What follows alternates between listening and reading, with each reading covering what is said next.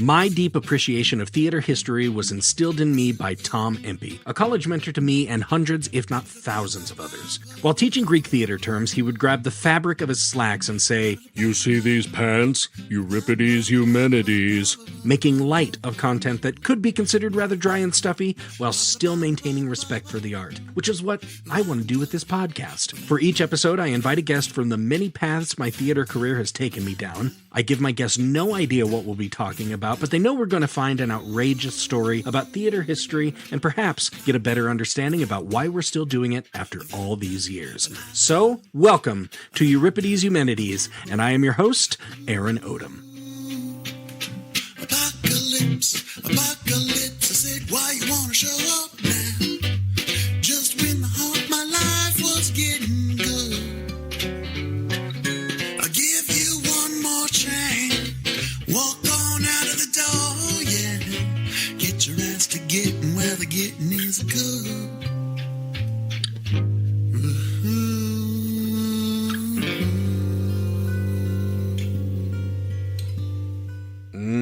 Good morrow, Eumenidites, or goodeen, whichever it may be for you. This is Aaron Odom from Trident Theater, bringing you another episode of Euripides Eumenides, a theater history podcast. My listeners, I'm going to be upfront with you, and it probably won't be much of a surprise, but I absolutely love doing this podcast. That being said, I do appreciate doing this in something of a seasonal format, as it gives me some time in the calendar year to recharge my batteries and get some fresh ideas for new content. So, here we find ourselves in episode 13 of season 2, and I'm going to say that the season is coming to a conclusion soon. I have the next 2 episodes for this season in the Tumblr, but I think 15 episodes per season will allow me the requisite time to take some time to regroup and get a new season ready. I guess what I'm saying in all this is that there are only 3 episodes left in this season, including this one. I'll take a break, and I'll be back before you know it. So, with that in mind, I was relatively inspired by the last episode, Hasty Pudding Theatricals. If you haven't listened to that one, go back and listen to it. Particularly how it kind of instills a sense of hope in a way. So, I set about to find another topic in a similar vein, and there are plenty of them in the entirety of theater history. For this episode, I have guest Micah Wyatt returning to the podcast. As I say in the episode, by day, Micah is a county attorney in Lander, Wyoming, but like me, Micah has always had a need to further the world of performing arts, which he has done in theater, comedy, and most prolifically in music. As you may recall, Micah allowed me to use his song, The Apocalypse Song, as the theme song for Euripides Eumenides, and I would strongly recommend downloading his stuff just about anywhere you can get music. Although, if you go to tridenttheater.com and go to the Euripides Eumenides page, you'll find a link to his album with the Apocalypse Song on it. It's a really great little acoustic listen, and a bigger share of the profits go to him if you go to that website. But look him up anyway. He goes under the stage name The Barefoot Band, spelled just like it sounds, The Barefoot Band. Okay, anyway, Micah also holds a degree in philosophy, and besides all of the things I've shared about him up to this point, he's also just one of my favorite people to talk to. So I was delighted to share this story with him. So without further ado, here is episode 13 of season 2, Rebuilding the Globe.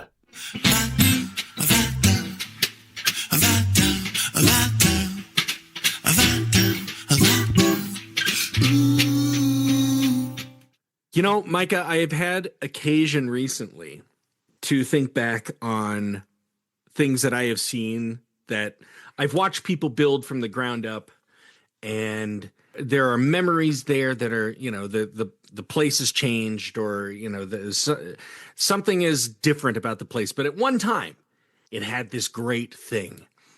And as I recall, many, many years ago, you organized a concert with friends, but I think you were primarily behind it, of bringing the Reverend Horton Heat to our hometown. And I didn't get to stay for the whole thing because I had little kids and we had to relieve a babysitter. But my amazing. I mean, I can't agree more. I'm shocked that this is what we're talking about. I wish totally my idea, but I was definitely like one of the major 5 who was working on the project. So Yeah. Yeah, that's really funny. I was just thinking about that night the other day. Like, and this is what I thought about. I've been, in on the planning process. The day of the concert, I helped load in gear. I hung around with the sound people. I was like, at site basically all day. And then I got myself onto the security crew for the show. And so I was at the back door of the venue when Reverend himself came in, and I got to talk to him right before he went up on stage, man. And my last words to him were, "All right, tear it up, sir. We got full house." And he puts on this half grin, like, I don't know. It was a great moment in my life, man. But see, it was that kind of thing. Like like we both come from the same small hometown, and as far as arts offerings, it's pretty diverse here. But at the same time, it's like a lot of the stuff is the same kind of stuff. We got a lot of cowboy songwriters. We've got several garage bands. Kind of. I mean, I'm kind of grouping them together. I wouldn't necessarily call them garage bands, but it's like people with regular day jobs. Right. They're playing music just in their spare time, and they're having a good time. And if they make a little money, that's cool. But to bring a professional niche artist like that, and God, that concert was just fun. I mean, I could only stay through like most of the opening act, who played, I think, way too long. But but I mean, I caught a few of the Reverend's numbers, and just extraordinary. But I bring that up because you and I both have like our primary passions outside of like day job. It's like day job kind of supports the dream that I have or whatever. I do acting and theater and directing. You are a musician, but you're also kind of in a way, almost like a talent agent. Yeah, I don't disagree. That's pretty much true. I mean, and I think you have to fulfill all those roles. It was something I probably learned in Sheridan, but like it's continued to grow with me after I left. I felt the same way when I lived in Seattle, for example. It's like you don't always have to be the show. Sometimes you're helping organize the show. Sometimes you're helping spread the word. Like sometimes you're just part of the audience, but you're just as vital a part of the whole picture, whatever that is, as being the guy that's the performer. Right. So now in your town of Lander, Wyoming, you are a county attorney. Is that right? That's correct. Okay, good. Just wanted to make sure I had the title right. Yeah, hopefully people are listening and will vote for me next year. There you go. Election season coming up next year. I'm not going to watch what I say because you well know that's not in my zeitgeist, man. I just can't wait for somebody to be like, wait a minute, he's a travel agent too? Well, now I'm changing my vote. No, talent agent. That's what I said. I heard travel. Las Vegas, buddy, you better talk to me. But I mean, even now you're finding venues for people. You're helping people with some idea kind of see that come to a little bit of fruition. And like you were just telling me, you were organizing a stand-up comedy act last night or two nights ago. Yeah, that grew from a little seed. We used to have a small pizza place in town called Tony's Pizza that my friend Adam owned. I was brewing homebrew, so we put the two things together. He liked to have artists in his space, and we started doing a homebrew comedy night. That ran for about 18 months. Basically I brew a different beer every month. We missed a couple, but about every month I'd have another brew ready to go, and we'd taste the beer, we'd tell jokes, and it was a good old time. Oh, that's awesome. That's awesome. Yeah, I love to see that. And it's giving an environment for people to actually kind of grow and like get in front of an audience and understand what's working and what's not working so they can take it back to the drawing board. Because a lot of the time, we work on this stuff and we put it out there, and then, we might have a postmortem later and go, you know what? I had no idea when I was in the middle of it, but that was absolute shit. And end up being probably the most prime example of that, because you don't know Oh, How man. go over until you're sitting in front of an audience, and the same show might do excellent in front of one and bomb the very next night, you know? Right, right. Exactly. Yeah. Exactly.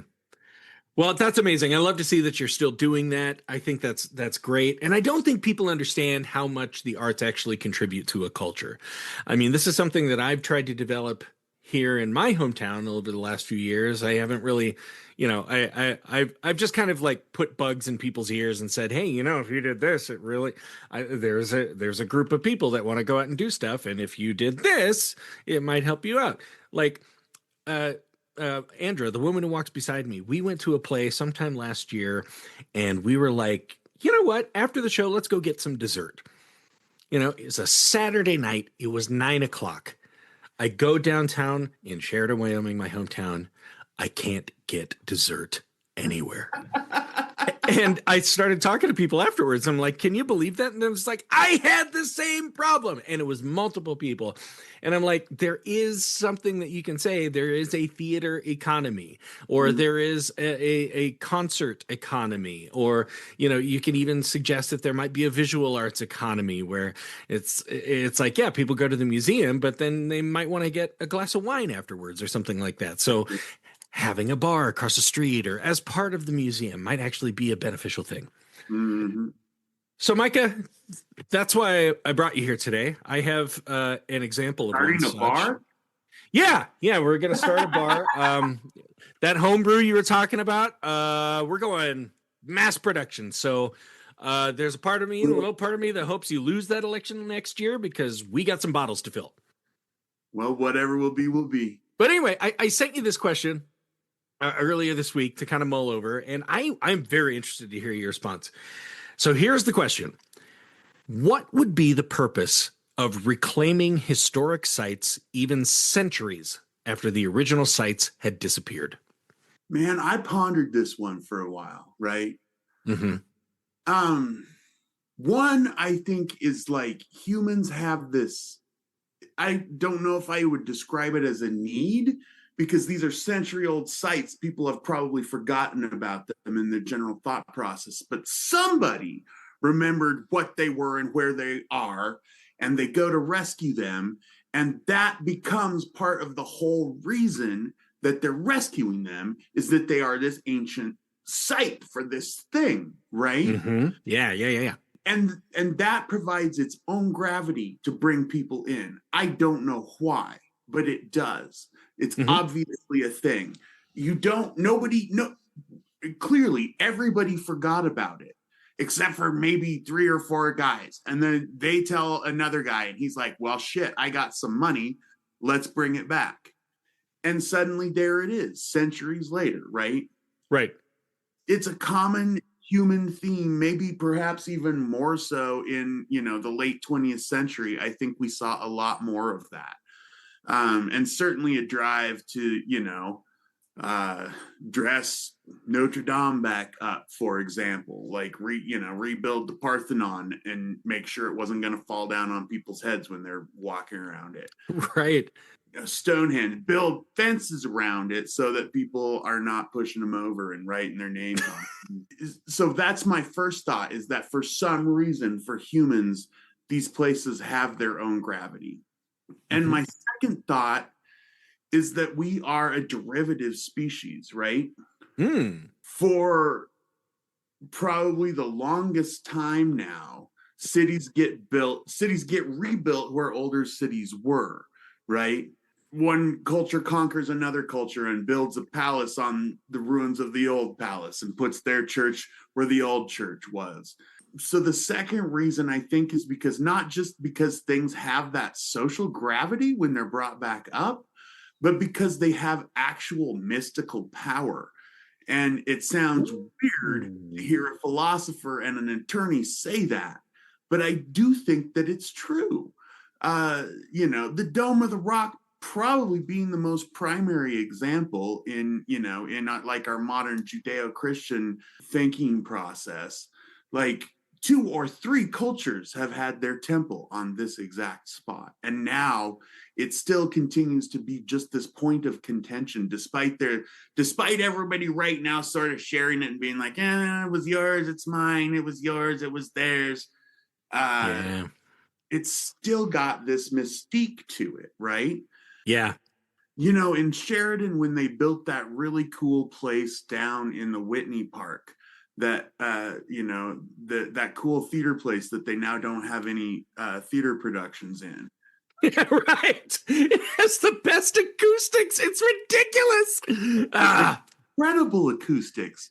And for the first time, I got to experience that in my hometown.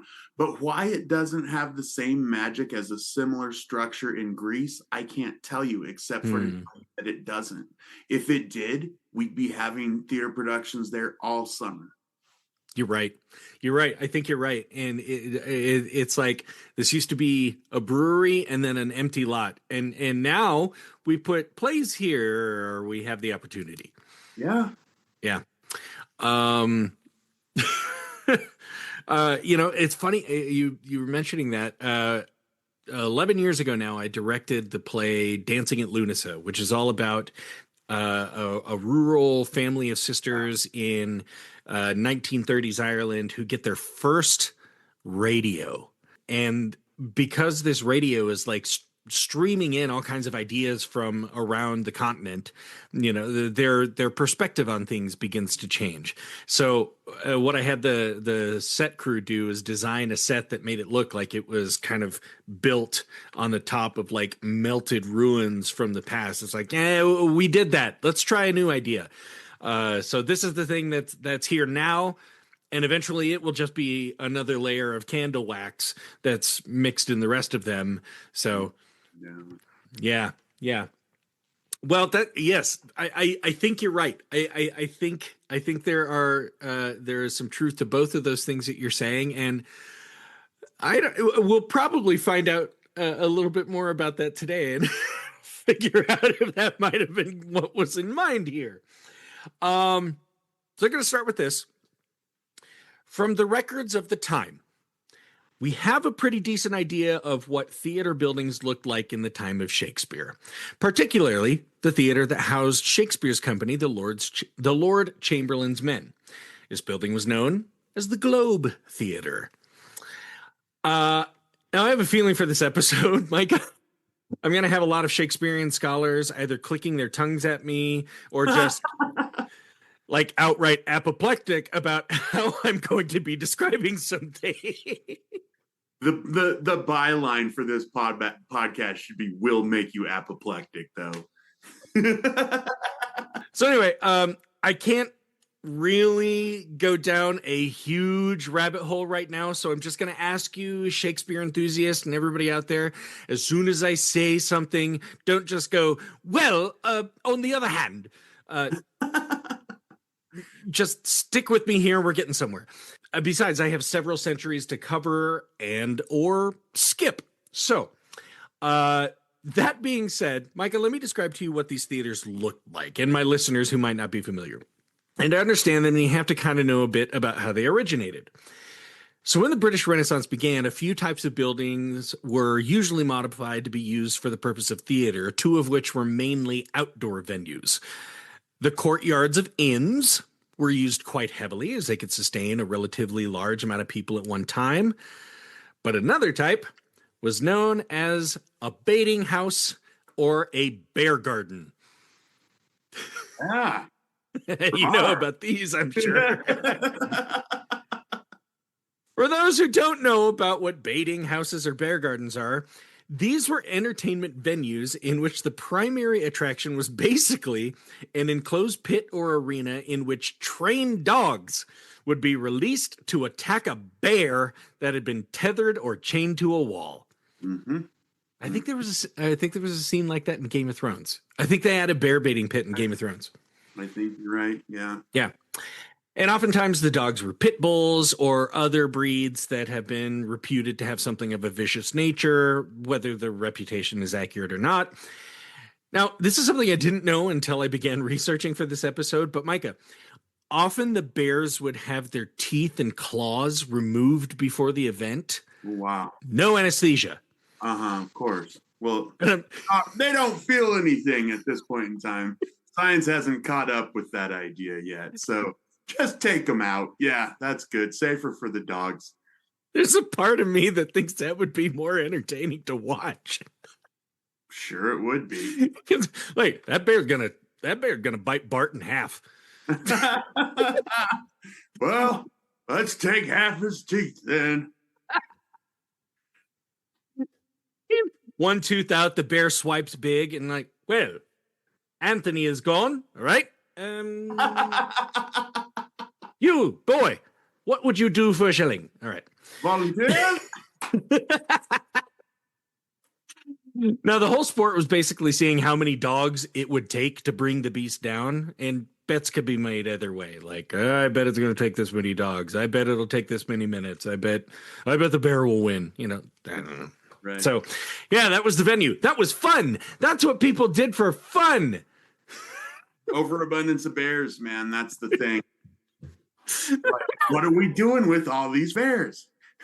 I have an idea.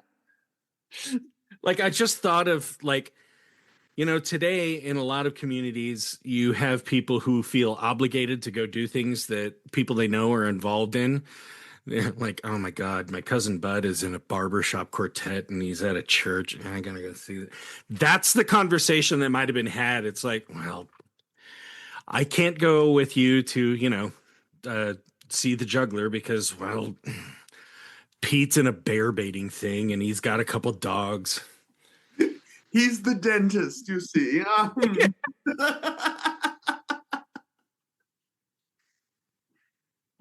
How'd you feel it went, Pete? I don't know. It wasn't my best work. Now, as far as bear baiting is concerned, most bear baiting practices have been dubbed inhumane and thus illegal. The sport more or less waned from popularity in the 19th century. God, we are barbarians. Just absolute freaks. Were there just the people there in Shakespeare's time going, I don't know if this is right? Yeah, I guess it's popular. Okay. Is the same people going like, wait a minute, football players get concussions? Yes, they're the exact same people. Yep. Okay. Of course, that gave the sport time to come to America, where it has generally been made illegal, but apparently not in South Carolina. Of course. There's always one holdout, isn't there? At least that's what I've been able to find out. I don't know if it's still illegal there. I didn't go trolling through the books. Maybe that's a campaign promise you can go through. I promise to keep bear baiting illegal. Great idea. I think so. That's definitely going to see me through to the finish. Now, apparently, a number of bears have been rescued from events in South Carolina and moved to sanctuaries far away. But in the U.S., it's not called bear baiting, but bear baying. Oh, sure. Yeah. Well, that softens it. Takes the yeah. off of it, doesn't it? Yeah. Well, it really redirects the cops who come by. Y'all done any bear baiting around here? No, officer. Baying, sir. Just baying. Wait a minute. Those bears are being baited. Oh, did you add a T? I'm gonna get a rope. Anyway, when these baiting houses or bear gardens were built outside, they were built as round structures that could be multiple stories tall, and the outer walls were lined with rows of seats for spectators. The action would all happen in the central courtyard, and the courtyard would be open air, so there's no ceiling on it. The seats usually had some type of overhead coating, so like, I don't know, an awning or, a thatch roof or something like that. Now, what does this have to do with theater? Well, when it became apparent that the older methods used in medieval times weren't exactly amenable to large amounts of theater patrons at once, like they'd pull wagons through town, or, they'd have like a stage that was like 100 feet long and people couldn't see from one end to the other. Right. It became necessary to innovate, as the Renaissance often did. Here's a quote. James Burbage, father to the famous actor Richard Burbage of Shakespeare's company, built the first permanent theater in London, the theater. God, you gotta love it, don't you? What you gonna call it? Didn't have to innovate. The Orchid Theater. No, The the one, folks. And let's underline the. He built that in 1576. He probably merely adapted the form of the baiting house to theatrical needs. That's killer. Precisely. So this is where we get the general blueprint of what was used for many British Renaissance outdoor theater buildings. A round open air space, some records say 17 sides, some say 19 sides, but it was generally a wooden structure formed in a circular fashion, rimmed with a thatch roof. Mm-hmm. One side of the central courtyard was fashioned into a stage off the ground by a few feet with several cool features. The back wall of the playing space often had a couple openings that could be used for entrances and exits, and even a, air quotes, hiding place in which a curtain could be pulled back for big reveals. Or used as plot devices, like Polonius hiding in the closet and having, Hamlet stab him. Right. In the floor of the stage, there's a trap door, usually, and it's used for bringing up characters from hell, or possibly Pittsburgh. Sorry, Pittsburgh. I don't. Below my feet is Pittsburgh. But it could also possibly be used for graveyard scenes. Like something I read suggested this is where like Hamlet and Laertes jump in the grave and fight over Ophelia's body. Oops, sorry, spoilers. Yeah, well. Yeah. Bunch of possibilities in the trapdoor. Great thick columns marked the four corners of the stage, which held a ceiling high above the stage. The ceiling was often painted with stars and clouds, or sometimes even characters from popular mythology. This was known as the heavens. And there was usually like a little room with windows in the heavens, above the heavens, so that characters on stage could speak to heavenly beings above them and stuff like that. Nice. Hey, like they're telling playwrights, hey, you can do this in my stage. Yeah. Right? This is part of, yeah, absolutely. Mm-hmm. Makes total sense. Yeah. Now, other features included balconies. I mean, how do you do Romeo and Juliet without the balcony scene? And what is known as a tiring house. And this is behind the back wall of the stage where actors could prepare for the show, rest between scenes, and change costumes. Mm-hmm. And I think right here, as I'm talking about the tiring house, I think it's appropriate to remind everyone now that women were not allowed to be actors on the British Renaissance stage. It's one of my favorite things in history to imagine. Before we had our standards of hygiene and sanitation, just what kind of smells might have been present in any time in history. Oh, you put 100 people in a tiring room and goodness knows what they're going to come up with. Oh, yeah. I mean, 16 guys who've been sweating their asses off on stage, farting and sweat from places that you don't want to imagine. Really don't, no. No, I mean, it's just... in about 7 months. Yeah. Right. And I mean, just a bunch of non-deodorized dudes, no bleach for cleaning, a lot of crevices caked with sweat. Yeah, for sure. So that must have been fun. Happening in the corner, too, if you think about it. Right. That's the turd corner. That's the chamber pot is full, Murray. Sorry, had me some tripe. All right. Now, as I mentioned before, the walls were lined with something like stadium seating in several galleries on top of each other. The central courtyard was for what became known as the groundlings, a penny a seat, but there were no seats. Mm-hmm. Groundlings stood on their feet for the entire performance. Let's put that in perspective. If you do the entirety of Hamlet, it can be between 3.5 to 4 hours long. Holy shit. Are Standing. we sure that wasn't the show for the rich people? There's nothing for the poors. But the thing was, you could come and go as you pleased. Okay, so if you're like, oh, God, I got to go get some apples. This is going to take a long time. You could leave and go to a market and come back and just catch up, but you're still standing. You might miss the end of Hamlet, but you got your apples, man. That's right. The wealthier patrons, as you were suggesting, got the box seats. And I have an episode on box seats, so you can hear that. Go back and listen to that one. It's actually very, very interesting. Now, sometimes a wealthy patron might be able to afford a seat behind the stage and look out at the action and still be seen, or they could get a seat on the stage. Oh my God. What? No.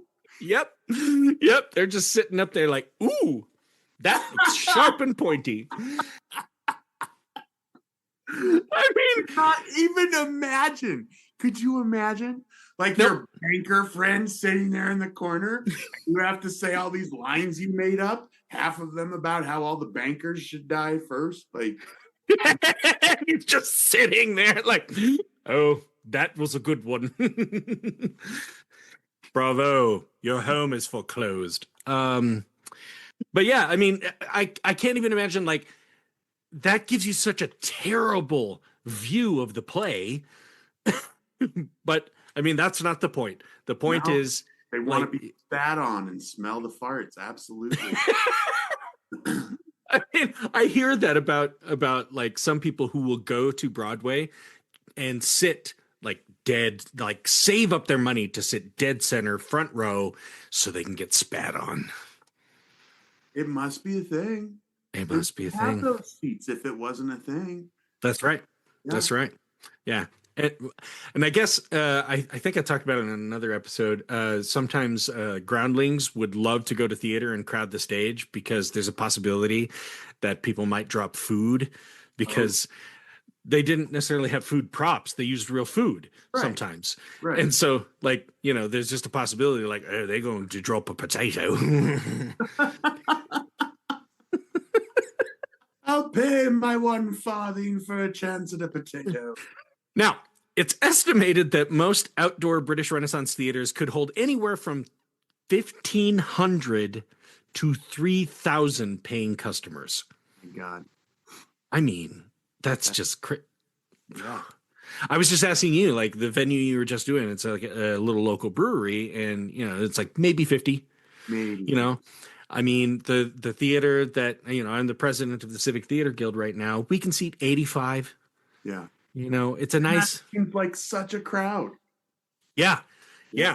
Especially in that space. I mean, it's a little brick box, and you're like, okay, I guess this is our crowd tonight, and they're lively, all 72 of them. Now, most of these theater buildings were near the south bank of the Thames in London, which would have been just outside of London proper at the time. It was illegal to have a theater in the city for many reasons, not the least of which were religiously based, or based upon the idea that plays spread disease. Naturally. Right. Tell that to 2020 America, right? Right. But I mean, then again, most theaters in or outside of London, I guess, were in the red light district or near it. So could be some truth to spreading disease. Maybe so. Probably so. Let's be honest. But I just love that proclivity of like, it's not for our city, but just outside it, sure. Yes. We're just such creatures of opportunity, man. It's crazy. Mm-hmm. Yeah. Right. And it was just across the river. Yeah. You're just sitting there going, thank God we're not over there. Oh my God, I want to go over there. I can just see all the debauchery. I can smell it. Right. So anyway, getting back to Shakespeare, he was primarily known for performing his plays at the Globe Theatre with his company, the Lord Chamberlain's Men. The Globe had all the aforementioned features that I was just talking about from what we know, and there are only a few actual drawings of the Globe, and almost none of them are blueprints, from what I understand.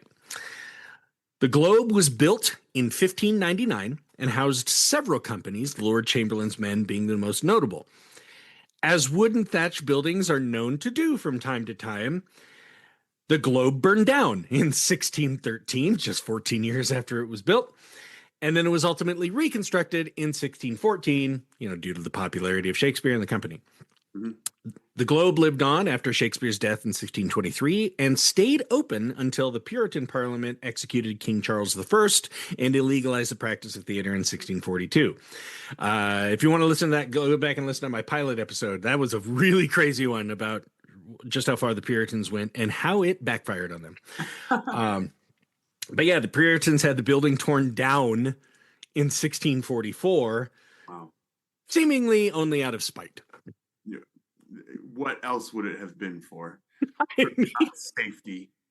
yeah, I mean, they outlawed it, but again, I mean, at that point, there's like, well, there's no purpose to keeping this up. Right. Yeah. Yeah. Let's just forget about it entirely. It was never. Valuable real estate. This is an open field. We're about here. Yeah. And for centuries, the Globe remained just another building studied and researched as another item in British theater history. As things evolved, as things do, Shakespeare referred to the Globe lovingly in writing as the Wooden O. I think that's I actually really love that there was a company I auditioned for up in Seattle called the Wooden O. They did Shakespeare in the Park stuff, and I was like, oh, what a charming little name. Oh, I love that. Now this is where I'm going to pause the timeline and then fast forward through hundreds more years. If I had the sound effect, and it's going to be a little bit more relevant to the story I'm going to end up telling today. So, Micah, how familiar are you with the actor Sam Wanamaker? Not at all. Not at all. See, that's funny because, like, I started thinking about it too, and I'm like, I saw a picture of his face. I should send you a picture of Sam. Let me do that here real quick. Okay, so there's Sam Wanamaker. Okay, right. This is a little bit later in his life, but kind of I wouldn't say necessarily handsome, but he's not an unattractive guy. He's got kind of rugged features. He's for sure. Yeah. Yeah, he's a chiseled guy, and you can see that kind of actor would fit in a lot of things. I mean, my God, the credits that this guy has. There are so many credits. I mean, at least over 100 on IMDb, many credits on Broadway. I'll get to it here. So, Sam Wanamaker was born and raised in Chicago, Illinois in 1919. In his teens, he got a lot of work in the local professional theater scene, and he was a student at the prestigious Goodman Theater School. He moved to New York at age 17 to pursue acting, where he was active for several years, even appearing on Broadway a few times. So, I mean, we think of Broadway today like that's a huge deal, but at the same time, you're thinking of it at age 17, so that would be like 1937. Still a big deal. For sure. But it's not anywhere to the level what we would consider it today. It's like God level today, right? That's the level that you just don't imagine you'll ever be. Like if you go and sit in the audience, you feel pretty awesome. That's a pilgrimage enough on the today's scale of theater goers and theater participants, I think. I have been to 6 Broadway theaters, and each time I felt like I was in some temple in a way that I'm like, I know I belong here, but there is so much history. There are so many ghosts here, Yeah. It's a really imposing thing. And even in 1937, American theater really was not huge in the world yet. They were working on it. They had a few things cooking, but they're just, let's put on shows that people like and we'll make some money. And that was just the business. Right. So in 1942, Wanamaker appeared in the National Theater in Washington, D.C. in a play called Counterattack, written by playwright husband and wife team Janet and Philip Stevenson. The play was part of something of a counterculture movement in the theater in which Soviet plays had been produced on American soil. And they'd been going on since like the 20s and 30s, kind of in an effort to highlight social and cultural conditions that led to the Soviet Revolution in 1917 and the subsequent communist government that was established. Still a big thing, yet not wholly outlawed in the United States at that point in time. Right? Isn't that wacky? Like I mean, they were our allies in both of the world wars. I get it. But it just seems so funny that, as soon as World War II ended, we're like, hell with them Soviets. Wow, there's a whole nother podcast. Probably not theater related. But yeah, right. It's a really strange shift. Like historically, a really strange shift. And all of my Soviet historian enthusiasts are now tearing their hair out, as well as the Shakespearean enthusiasts. So cool. None of them should like us, let's face it. So it was his appearance in Counterattack in 1942 that seemed to be the beginning of Wanamaker's appreciation for communist ideals. The next year, in 1943, he became a member of the American Communist Party. Okay.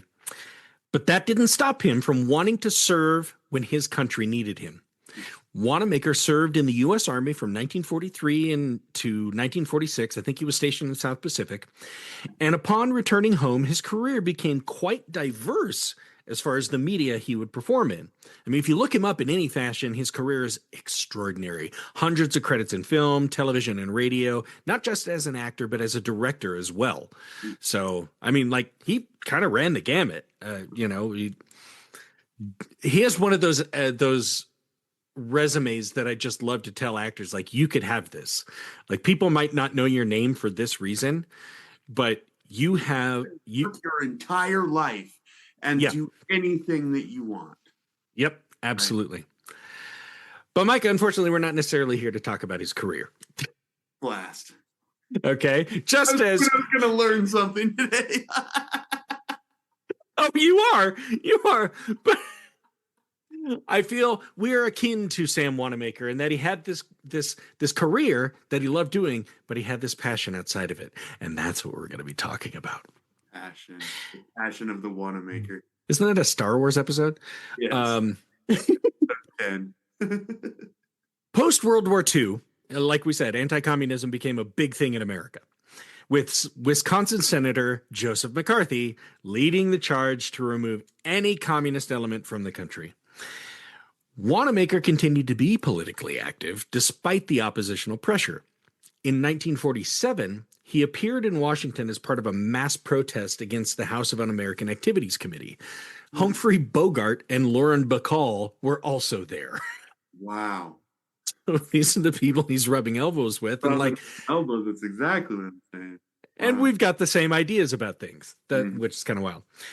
This act made Wanamaker a character of interest to the House of Un-American Activities Committee and his significant FBI surveillance that followed. Here's a longer quote. While working on the radio in 1951, Wanamaker made a speech welcoming the return of 2 of the Hollywood 10. If you don't know who the Hollywood 10 are, they're guys that were put in front of the House of Un-American Activities Committee. They were all writers in Hollywood, and they were asked, tell us who's a communist in Hollywood. And they were like, no. And so they were basically blacklisted, out. And I think weren't they exiled too? Certainly socially. I don't know if physically. Yeah. But they were, well, it's like if you can't get work somewhere, why would you stay there in the first place? I mean, it wouldn't matter how much money you had if nobody talks to you and nobody lets you. I mean, I don't even think they could be on set, man. Like, no, they were out completely. Yeah. So here's the continuation of that quote. So Wanamaker did this speech, right, welcoming back 2 of the 10. Consequently, his career was derailed by the machinations of McCarthy and his committee. Despite his distinguished service in the Army during World War II, the House of Un-American Activities Committee marked him as a communist sympathizer. In 1952, while filming Mr. Denning Drives North in the United Kingdom, Wanamaker learned that he was blacklisted in Hollywood. As a result, Wanamaker decided not to return to the United States and became a political refugee in England. Wow. You know, if the moment you're going to get off the plane, you're going to get arrested or like, we're here to see you, sir. Yeah. Everybody's going to be watching you take a poop for the rest of your life. Unless you like that sort of thing, but this is way for OnlyFans. I got to go have a cigarette. Let me watch. It'll be cool. I'll just stand over here. So Wanamaker stayed in London, getting acting jobs in American movies that would be filmed in England, but soon became a really prolific actor and director on the British stage. In fact, he was quite warmly welcomed in Britain and usually didn't feel the compulsion to return to America. even though he did later confess to his daughter, actor Zoe Wanamaker. God, what do people know her as? She was Madam Hooch, the Quidditch teacher in the Harry Potter movies. Right. That's Zoe Wanamaker. That's Sam's daughter. Anyway, he did confess to her that sometime later in life he did feel some guilt about not going back and fighting for his rights. But at the same time, if people are like, well, we like you over here, just why not? I can't tell you what I'd do if I was in exile, because we haven't really practiced exilism in this country in quite a while. You know, people get like doxxed or what have you, and I think that is maybe a similar action at this point in time. But I don't know. You know, maybe Kevin Spacey has been exiled of recent time, but we really just don't do that as much anymore. In fact, yeah. If anything, we're all about that. Why don't you take a 15-year break and then we'll bring you back when you're sort of in your middle-aged, sexier period, right? Yeah, like, yeah. It's almost more of a marketing strategy than it is like a social movement anymore. Right. It's like, you know, what the country doesn't like is pedophiles. So if we give you enough time away from them, they might realize that they forgot about the pedophilia, and we can put you on a TV show where people get naked and say the F-bomb a lot. Right, exactly. There we go. I like it. Squares, man. Yep. Now, this was not the first time that Wanamaker had ever been to the British Isles. While working on an acting job for Laurence Olivier's company at the St. James Theatre in 1949, yeah, he was that good. Laurence Olivier brought him over for a job. Anyway, so while he's there in 1949, Wanamaker took something of a walking tour. Being the prolific actor he was at the time and appreciating his craft, he set out to find the original site of Shakespeare's Globe in the area of London known as Southwark. Wanamaker had seen a scale model of the globe in Chicago at the World's Fair when he was like 15, and apparently was in absolute awe of the little structure. So when he's in London, he's like, oh, let's go see if any of it's still there. Pulled in by that gravity, man. There it is, right? Yep. Okay. It's just there. So in 1949, upon arriving at where he understood the globe to be, Wanamaker found himself in shock that not only was there no remnant of the Globe Theater there, it's like, well, duh, it burned down and got tore down. We knew that. But only a small reminder had been placed in remembrance. On the outside of a back wall of a pub, a plaque was placed on the wall, and it's now smeared with like atmospheric sludge and grease to show Wanamaker that he stood pretty much where the globe used to be as far as they know. Wanamaker was astounded. He thought someone ought to do something about it, and thus a dream was born. The globe should be rebuilt. Dun, dun, dun, dun, dun, dun. That's There's our transition music. Bum, bum, bum, bum, bum, bum, bum, bum, bum, bum, bum, bum, bum. You know, 47 notes. Dun, dun, dun, dun, dun. We will rebuild. We will rebuild the globe. Okay. And then the few people are like, I didn't know this was a musical. All right.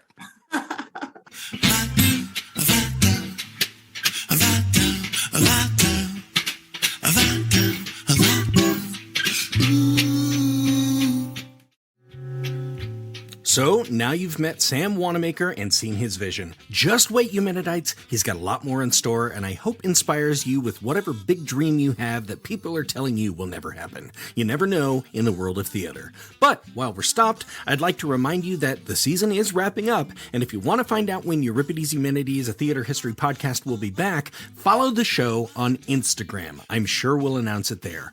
And as we're listening to Micah Wyatt scat right now, let's just listen to him a little bit more in the rest of this episode, Rebuilding the Globe.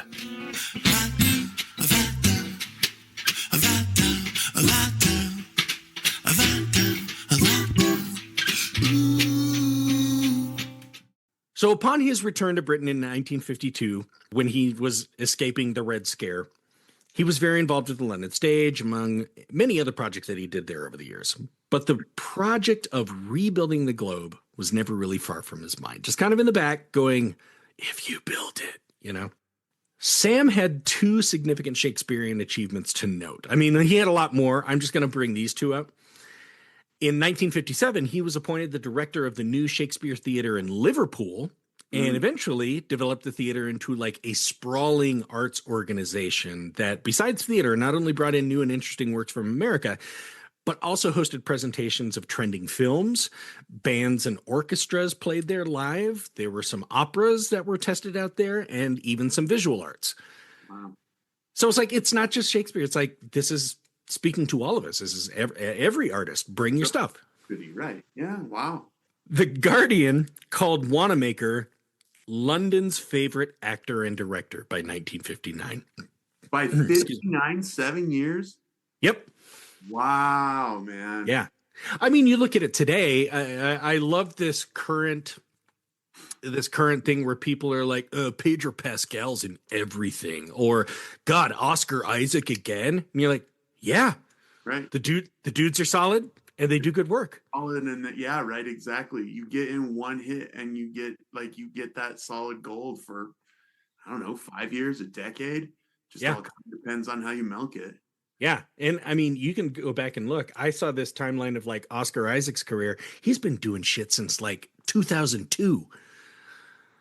And I'm like, he's maybe a year older than I am. And I'm like, that could have been my iron to strike, but he got it.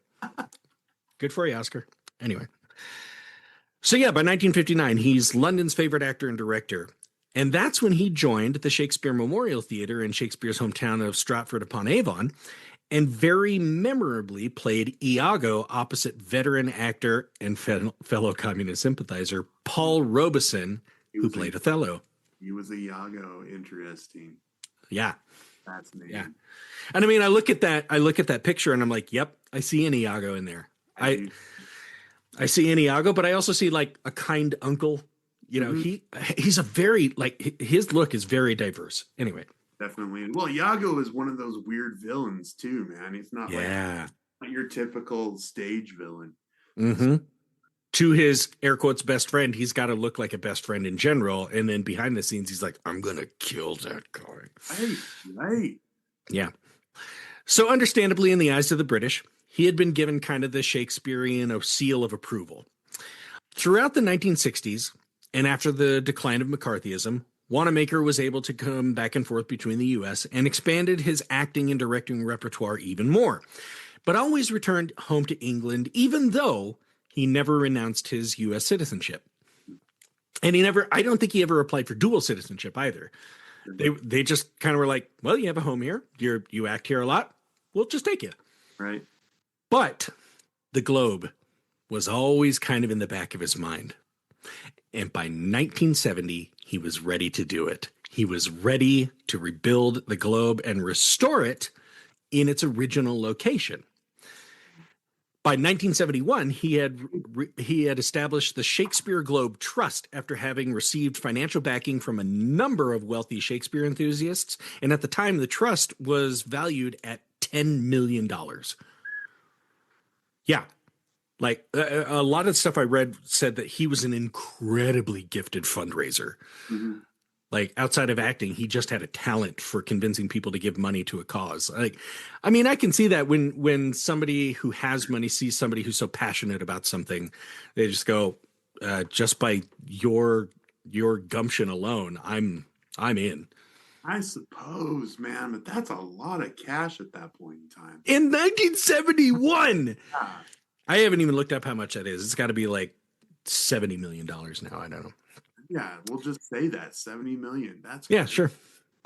But it wasn't enough. For most of the rest of the 70s, Wanamaker came up with more and more ideas to raise money for his project, even using his own earnings from acting and directing to funnel into the project. Overall, though, this wasn't just about making a replica of the Globe. Wanamaker's grandmaster plan was to build a new center for education and research into Shakespeare and Renaissance plays, as well as the style of theater that was written at the time, and thus present that to the world. Right. You know, we're at a certain point in theater history where we're like, we've gotten this far, but let's go back and do it this way or as best as we can. Yeah. You know, something that came before, like something that's so in our roots that everyone feels it, but no one even knows what it is, right? Right. And recreate it where it was. That's right. Right. You know, that reminds me, I think I had a conversation with your dad sometime, who's just, I mean, he's one of those guys who deserves a hill to sit on so people can go to him and go, tell me something wise. Yeah, true that.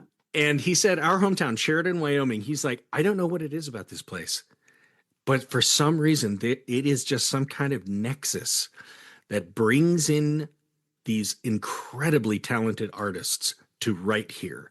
I mean, very famously, Ernest Hemingway came back to Sheridan several times to write some things. I think, was it For Whom the Bell Tolls? It was something. It was.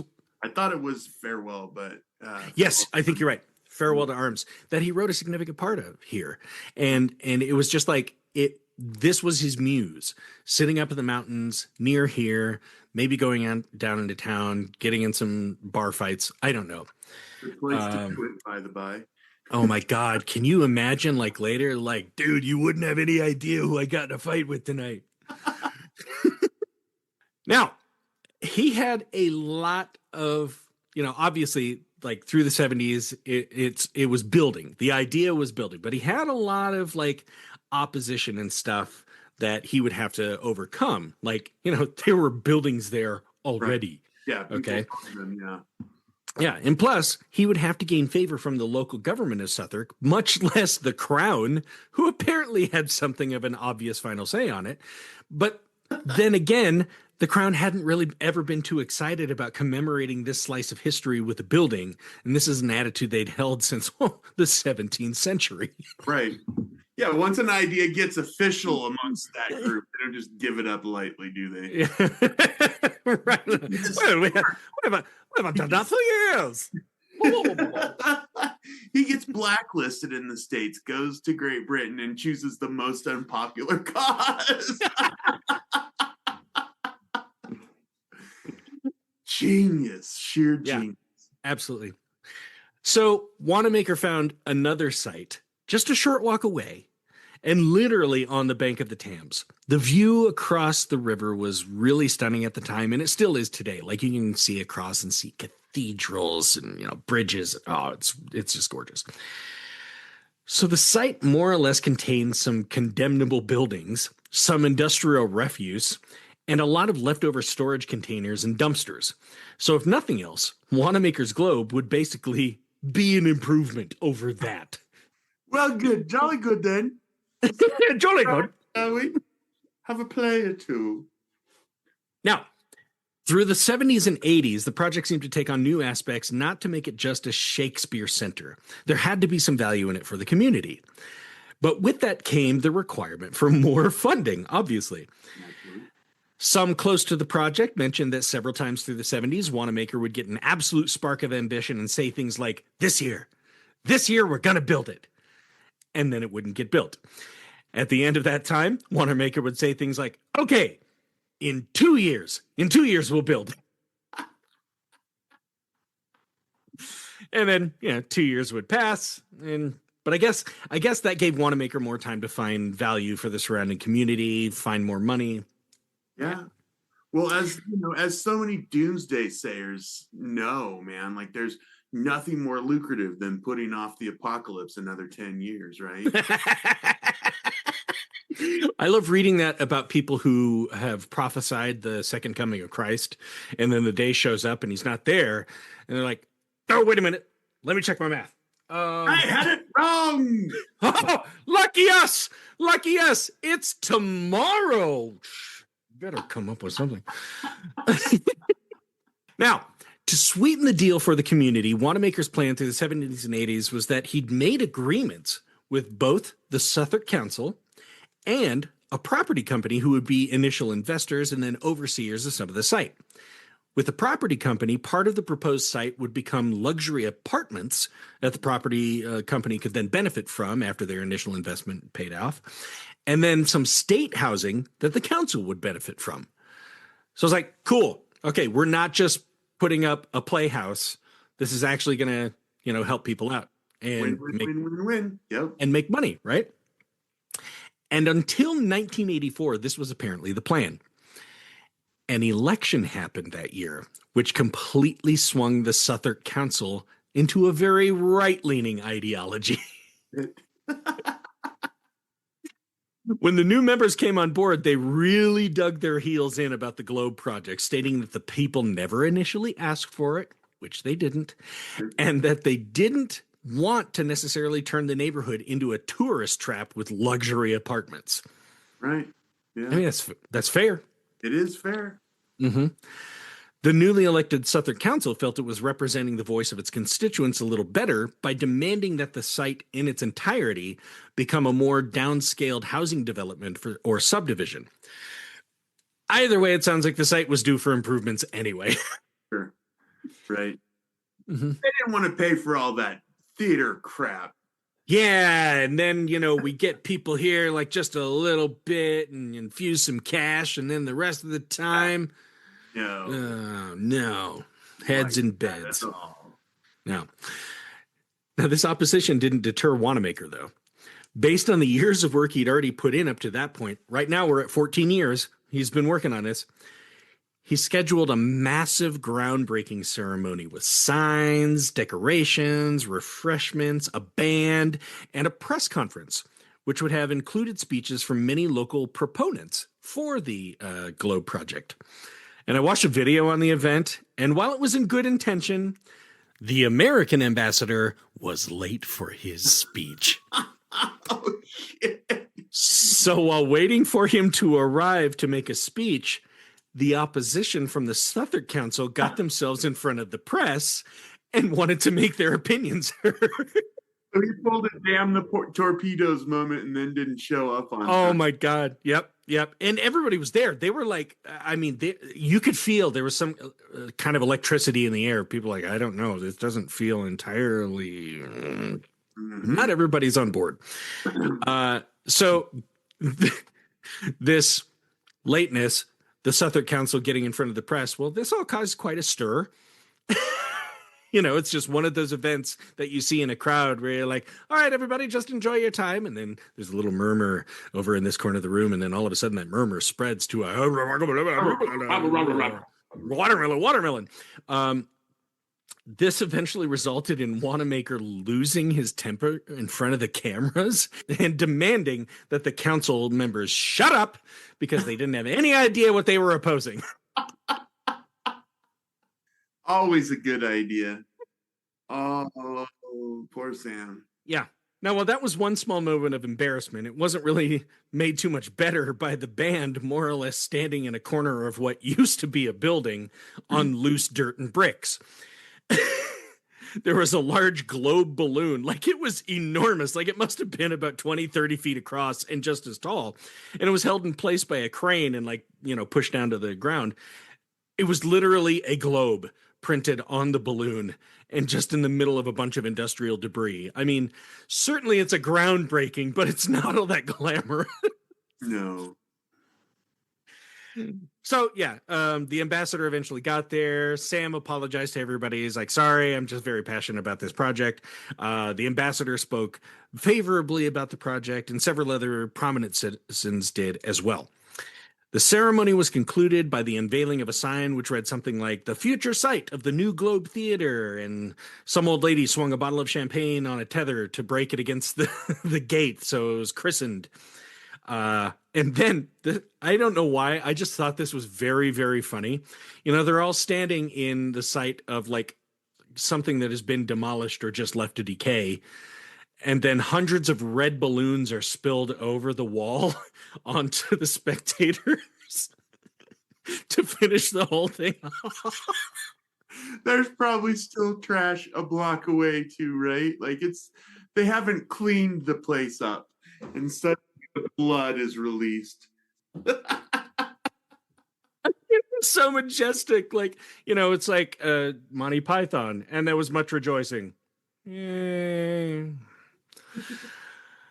Now, Something that surprised me late in my research was that sometime after Wanamaker had kicked off the project in the 1970s, he also established a Globe Theater Company. Now, I don't know if that was the official name of it, but I think it's something similar. And something of a training program in a research group, which also added to the overhead. So there we go. We got to get more money. And, he had to get personnel to run the project, so he couldn't do everything himself, obviously. Yeah. There's some more overhead. So while he's fighting the fight to get the thing built, he's still getting money throughout the 70s and 80s. And after that groundbreaking ceremony in 1984, a large legal case was introduced by the Southwark Council, but it was eventually deemed illegal by a judge later that year. It's just like, he's already had these agreements in place. You can have your opposition, but sorry, we got it in black and white here. Bound, my friends. Yep. So, freed from legal constraints, the demolition of the existing site and the design of the new site could begin, with the Globe being the centerpiece of everything. But quite a few problems arose from the idea of creating as accurate a replica as possible, considering the constraints imposed on the evolution of architecture to meet certain needs, as well as fire safety codes. I was going to say, didn't the other one burn down? Wasn't that problems? That seemed to be a problem, didn't it? Yes. It's an issue. So you want to build a tinderbox? No. Okay, I'll come back. 1 minute. Now, for example, just consider the ramifications of having to convince local governments to allow a building to be constructed completely of untreated wood and to have a thatch roof. Wouldn't go anywhere. You got people strolling down the street smoking a cigarette. Right. A loose ash ends your project. Seriously, yeah. Ends it for good, probably with hundreds of people inside, It's like, oh, just joking, it was a crematory. And that's theater. You didn't read the fine print. Yeah. Now, other considerations were that they had to add electrical conduit throughout the entire design, as well as widening doors and stairways, and adding fire safety sprinkler systems to meet contemporary building codes. Yeah. It's my understanding that the thatch roof was approved, but all of the thatch had to be thoroughly soaked in flame retardant before being applied to the building. Oh, nasty. I know. You're like, that's not accurate. No, it really smelled back then, so this is as close as we could get. Plus, like, how many square feet are we talking of that? Oh, hot. It's huge. Yeah. It's huge. That's a lot. That's a huge cost. I mean, and it's all outdoors too, so you got to replace that shit. Yep. Yeah. Because it gets water damaged and sun damaged. Right. Exactly. Right. And I'm sure it's probably caught on fire before. Retarded doesn't mean no fire. Just means slower and less. Yeah, it means mostly safe. Okay, fine. So we got all that. We got designs for all this stuff to make it a modern building, but make it as close to the original as we can. But what about the construction? Well, as I mentioned earlier, Globe building designer Peter McCurdy set out to use materials as close to the original Globe's materials as possible to make the building as accurate of a replica as it could be. Quote, "You can't call it an accurate reconstruction if you're not using the appropriate materials." Mm-hmm. Yeah. I mean, I get it. Right. No, he's a purist. I do get it. Yeah. Yep. And as you can probably imagine, this caused a number of difficulties for construction and availability of materials. Most certainly. Yeah. Weird how they don't have the things from clean off in the past anymore. Weird. Mm-hmm. For example, to meet the designs of the new structure, as well as using materials from the original design, McCurdy would need to find wooden beams that reached from the ground of the theater to the top of the structure, each around 32 feet long, and he would need a lot of these. Oh my God, it's the fucking Death Star. So he set out to scouting all around the British Isles for English oak trees that met his needs. Quote, The way the English oak grows, it doesn't like growing straight. Naturally. Yeah, naturally. Wood is slightly burled, my friend. Oh, it's straight up until 30 feet, and then the top is shaped like a pig's tail. Will not do.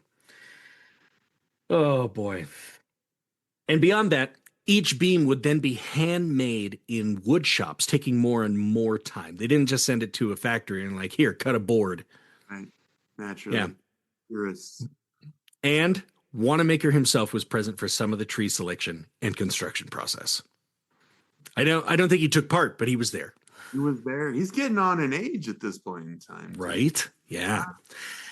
These are just some of the examples of the many difficulties in the entire process of designing and thus building the globe. By 1989, construction had not yet started. We're 19 years in. We got all ground. We broke ground. They even had a ceremony in 1986 saying, "All right, we can get started." Nope.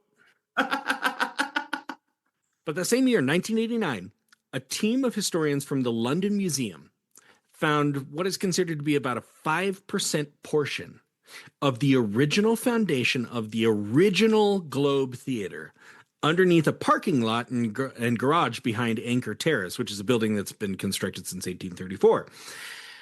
And apparently, they knew from the angle of the walls and approximate location just approximately how many sides there had to have been.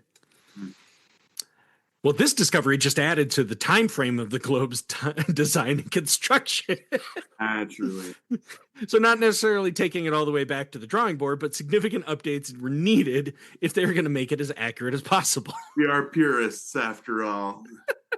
Damn. Oh, we need 10 more trees. Now,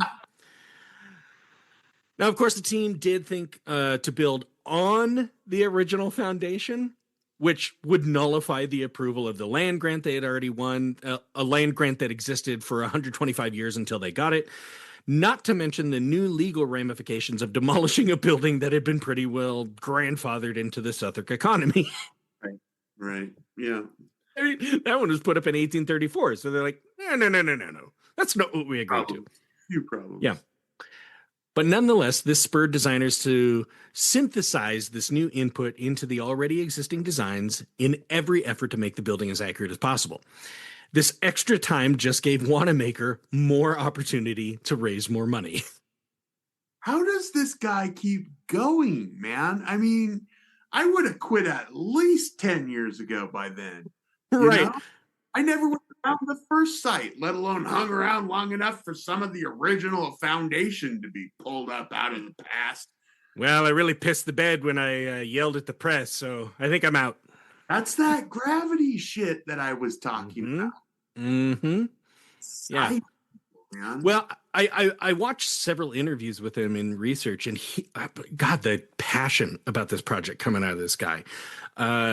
Like a lot of the stuff he was saying was like, I just don't think anybody fully realizes what this could be. This not only could be like a place where we're learning about how Shakespeare did his plays, but it is an inspiration to the rest of the world about loving your history. Yeah. You know, I mean, it's about reclaiming those things that got you to the point where you are. It's not saying this was better necessarily. It's just saying this is what we came from, and let's try to remember it. Yeah. It was. Maybe there's something about the experience that's bigger than, in its own sum, just all of us actors having that in sort of our soil, right? Maybe there's something about the experience that's important. Yeah. Yeah. Now, getting back to the construction, of course, after the design was repurposed and everything, after finding the Globe Foundation, there were obviously further supply and demand setbacks. But construction eventually began, and it was quite meticulous due to the overall nature of the project. However, Sam Wanamaker never saw its completion, as he died in 1993. Yeah. Oh, you didn't tell me it was a sad story, man. Just that part. Okay. Just that part. Project continued, though, because there's just too much steam behind it. Uh-huh. Like, he got so many people to believe in this project. Like, the guy I was talking about who's finding the boards and finding the trees, like, he was way into it, because not only was he just responsible for design and construction, but research on the whole thing. Like, finding out what materials made up the knockers on the doors, stuff like that, In 1997, the Globe officially opened in Southwark, now officially known as Shakespeare's Globe. Of course, the theater is not a completely accurate representation. We've already talked about how the space had to be altered to incorporate current building codes. Doors had to be wider. We had to put this here and that here. And due to the 1989 discovery, the number of sides of the wooden knoll was altered. And all in all, these changes resulted in an accurate-ish space that can accommodate about 1,500 spectators, roughly half of what was reported in Shakespeare's time. But again, the point of the whole thing was to create an accurate representation for the purpose of presenting British Renaissance plays as closely as can be surmised from what we know of history. Accurate-ish is close enough. That's the point. Right. Shakespeare's Globe, as it is now known, offers a season of plays throughout each summer outside, which they have done pretty much every year since, with the possible exception of 2020. I didn't look up to see if they stopped during the COVID years. A lot of things did. The Globe's company had been working the whole time during the planning and construction process. So from the 70s on, they've been out there doing stuff. They've been playing in different playhouses. They've been submitting essays to academic circles, etc.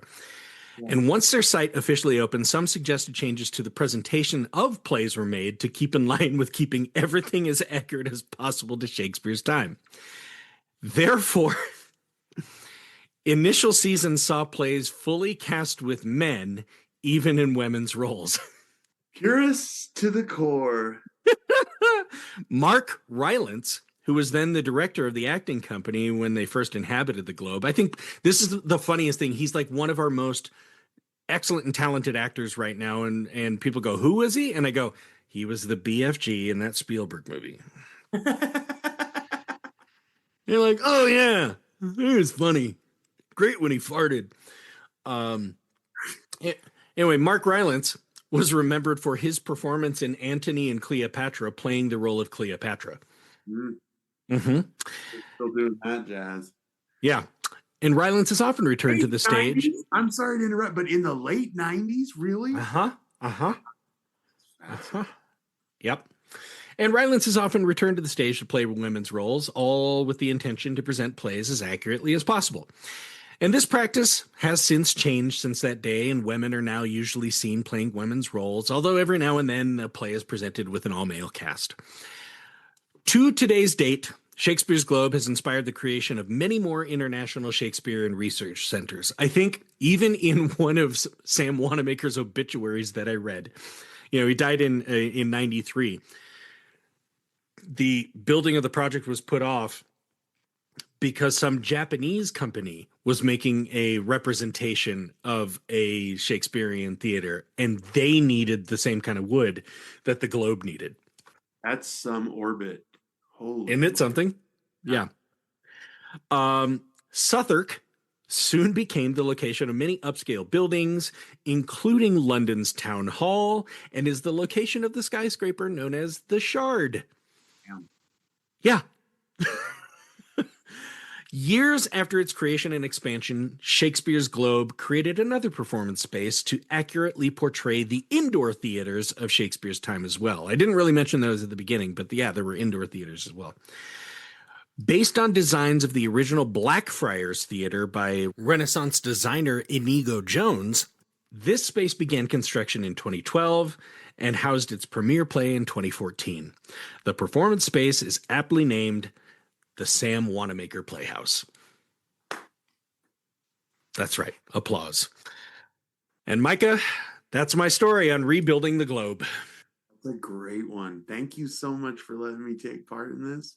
Oh, isn't that something though? Like, I struggled. I struggled with topics for a while. I had another one I was going to present to you, and I can't even remember what that was at this point. But once I started doing this one, I was like, oh wow, yeah, this is passion. Oh my God, he said what in front of the press? Oh my God, they had to use what kind of materials? Oh, Right? you know, Yeah, for reals. But you know, I mean, as you well know, being involved with the Sheridan Civic Theater Guild, like the use of the carriage house has its own historical oh in yeah. like there are certain things you simply cannot do there. And never will be able to, right? Like Right, the space itself defines what can happen there. right. And that is such a strange it's such a strange thing to imagine unless you factor in this idea of historic spaces being like brought back to life. That's Hmm. the only way that the space itself confines the art. Yeah, and in researching this, I've been to the Shakespeare Globe website several times, and I think in the Sam Wanamaker Playhouse coming up, it's a very different theater than we're used to. You know, it's kind of surrounded on three sides, or the stage is kind of surrounded on three sides by a few rows of seats, but they're putting on Pinocchio the musical there, Huh. like a kids musical or something like that. And I'm like, what an interesting use of the space and very reliant on the audience's imagination to make most of that thing go because compared to like a proscenium stage where you could put a whole bunch of stuff that all of the audience is looking at once, well, thrust space, it's kind of difficult. Very much so. Yeah, very much so. But you're not going to be putting on Chicago in the Globe. No. Uh-uh. No, so many things are simply not going to work there. It has, I mean, that was the whole point, right? Like Right. it's the place itself that speaks to, because at that point in time, how many high schools, how many civic theater guilds do you suppose had put on a Shakespeare play, right? In their own Dundee high school auditorium or freaking basketball court or somewhere outside in a park and had to adapt it to those circumstances as opposed to having the actual place that they were planned to be in just at their disposal. And suddenly they have this ability. I don't know. Oh, this, you'll love this. You'll love this. So in one interview I saw, I don't know if this is still a practice or not, but I know when they initially started, they're like, no, we don't have any microphones. They didn't have them back then. We don't have them now because they didn't need them. Right. The shape of the structure and the height of the structure, it's an O.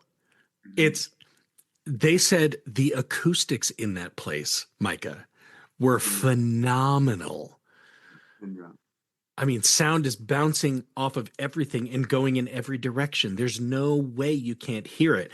I still marvel at the idea that there was obviously no sound amplification in ancient Greece.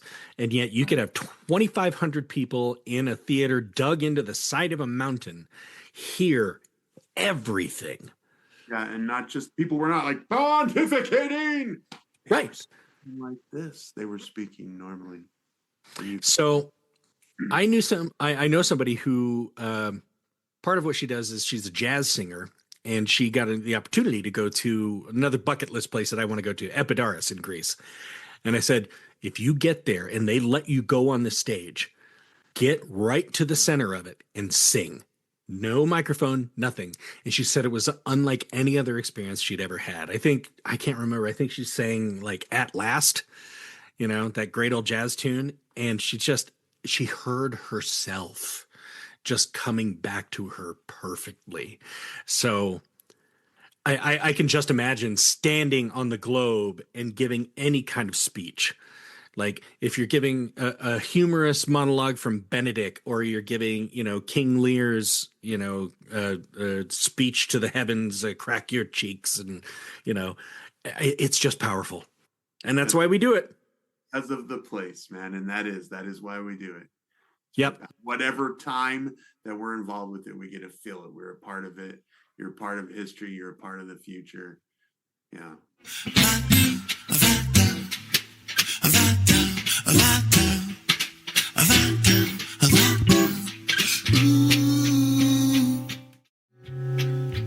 For those of you who are Shakespearean scholars, I hope you still have some hair left and you haven't pulled it all out. And my listeners, I hope that you look on Shakespeare's globe with awe and a certain amount of hope that if you have a dream for theater, it can come to fruition. You never know who's going to buy into your idea.